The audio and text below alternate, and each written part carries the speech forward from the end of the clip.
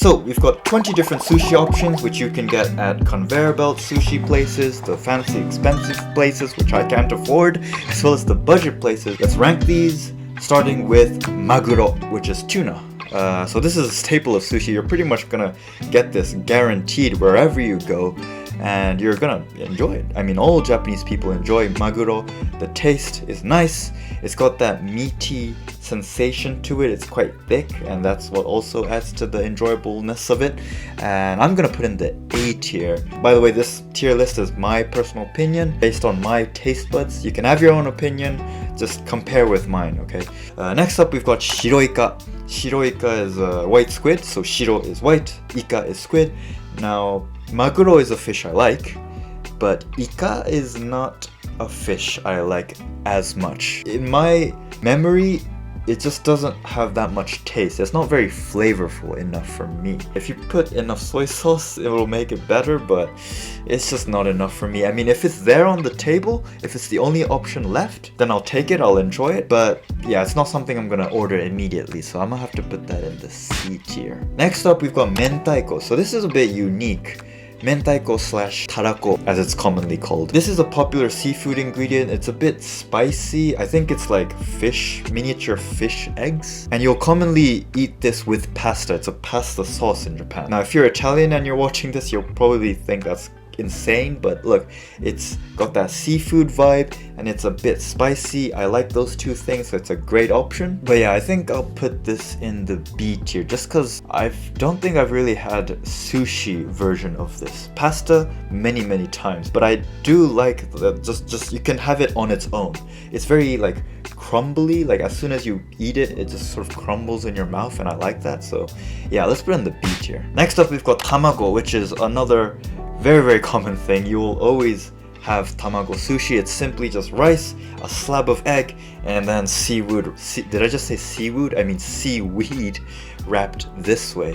It's super simple. I mean, it's just egg. You're gonna like it, right? So I really like it. I'm gonna put it in the A tier. One of my top 5 plates I always get at sushi restaurants. So yeah, let's put that in the A tier just for its deliciousness and simplicity. Oh, alright. Next up is uni. Okay, I think we're gonna have to go from A tier right down to D tier with this one. Okay, uni is sea urchin. This is a mixed bag within the Japanese population. A lot of Japanese people like uni. They love sea urchin. Like my family, they're like, "Oh, how dare you not like sea urchin? It's amazing." I'm like, bro, chill. That's your opinion. My opinion is I do not like it. Ever since I first put it in my mouth, I did not like it. I don't know. The one word to describe uni is ocean. That's what it tastes like. It's like you're eating ocean water. Does that make sense? If ocean water was an eatable thing, that's right there. And it's also kind of like slimy and like moist. Yeah, I just don't like it. I'm gonna go put it in the D tier, but if you are coming to Japan, it's worth trying. You might like it, just like my family, you know? Alright, next up, unagi. Oh, unagi, let's go. We're going straight from D tier right back up to S tier. Unagi is a must-have sushi. Or I should say must-have fish. It doesn't have to be in sushi form. You can get it in rice bowl form. Look, if you haven't been to Japan yet, or if you have and you haven't had unagi, what are you doing? Unagi is eel, and yes, it's expensive now, and the reason is because way back in the day, decades ago, before I was born, unagi was so popular. It was like fast food in Japan. Everyone was having it, and so good. Eventually, we ate so much that now they're sort of endangered, and that's why they've gotten so expensive. I apologize, I'm part of the problem. I'm Japanese. I have eaten unagi before. But look, it's so good, man. Like, if you come to Japan, you need to have it. It doesn't have to be in sushi form. Just have it. It will be worth it. So yeah, that's going in the S tier all day, every day, no questions asked. Next, we have ebi, which is shrimp. Ebi is kind of like squid. It's one of those fishes that I'm not the biggest fan of. If it's there, I'll take it, but it's not an immediate order. I don't know, again, it just doesn't taste enough for me. It needs to have a bit more flavor. Maybe if it has like mayonnaise on it, I'll have it more enjoyable, but just on its own, it's not my favorite. I think it'll go next to the Ika for me. It's gonna go in the C tier. Here's a hot take. A lot of Japanese people don't eat the tail, whereas I do. I eat everything. I don't leave anything on the plate other than some soy sauce and wasabi. You can call me crazy for eating the tail, but if it's food, it's edible, I'll eat it. Alright, next up we've got Negi Toro. So Negi Toro is like a combination of Negi, which is the vegetable, and Toro, which is tuna. It's as simple as that, and that's exactly what it tastes like. The tuna is kind of like mushy, but it tastes good. Combines well with the vegetable. So yeah, it's not something I'll immediately order as soon as I walk into a sushi restaurant, but it's something I will order down the road once I stack more plates up. Yeah, it tastes good, so I'm gonna put it in the B tier. Next up, salmon. Oh, I think this is gonna have to be another S tier. I mean, S stands for salmon, right? So yeah, S tier for me. The thing with salmon is that, I mean, it's a global thing, right? Everywhere you go, you can eat salmon. It tastes good everywhere.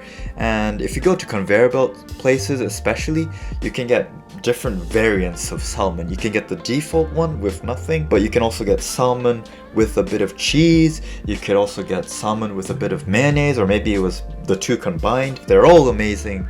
And so for that reason as well, I'm gonna have to put in the S tier. You need to try, and you basically will have salmon sushi wherever you go. Alright, next one, natto. Ooh, okay, natto, as you may or may not know, is a very controversial thing. It's like another topping on top of rice. Is that the right word? It's basically fermented soybeans. It's very healthy for you. But yeah, I can understand why a lot of foreigners coming to Japan are like a bit skeptical.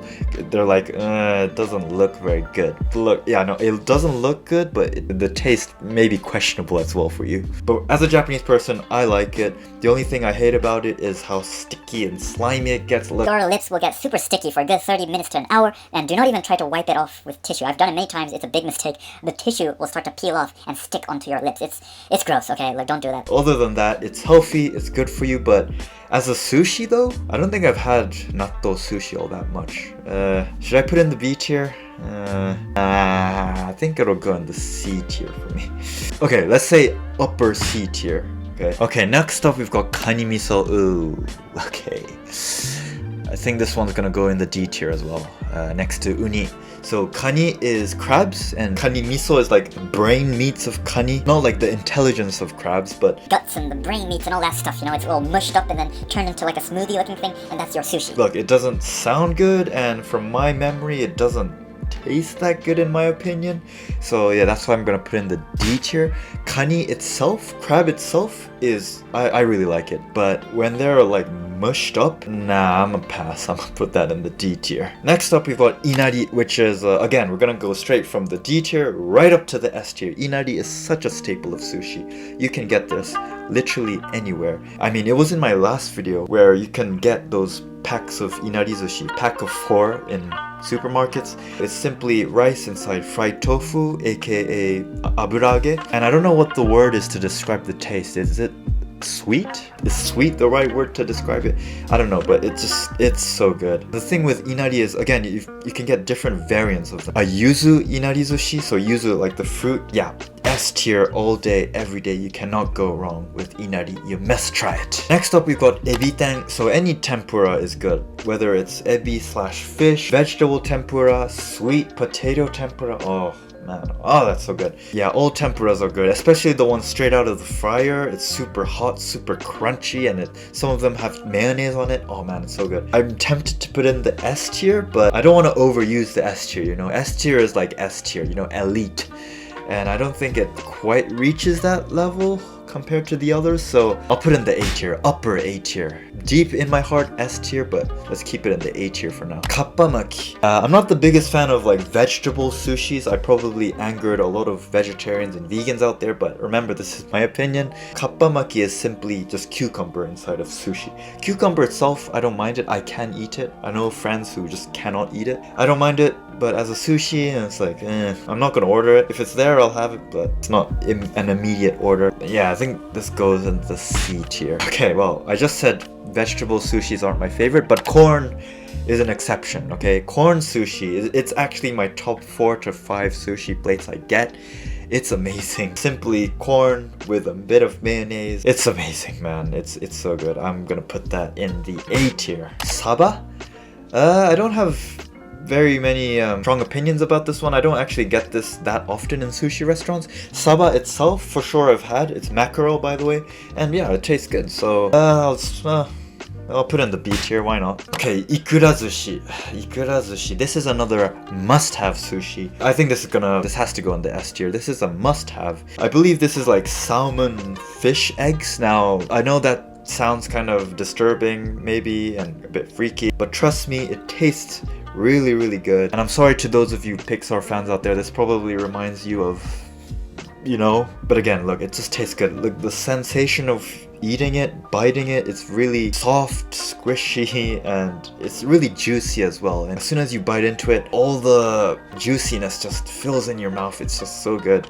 Oh, you need to try it. S tier all day. Alright, finishing off, we've got burger sushi. So this one is a bit weird. You're probably gonna be like, what? Why? Look, it's not like a burger, like full-on bread, patty, and rice. It's not like that. It's simply just patty with rice underneath and a bit of mayonnaise on top. Again, that may sound weird. You're like, patty and rice? What? But look, it tastes really good actually. So this is another one of those dishes I get top 5. This is really good. I'm gonna put this in the A tier as well. Hamachi. Yeah. Well, I don't have any strong opinions about this one. Apparently it translates to yellowtail, whatever that fish is.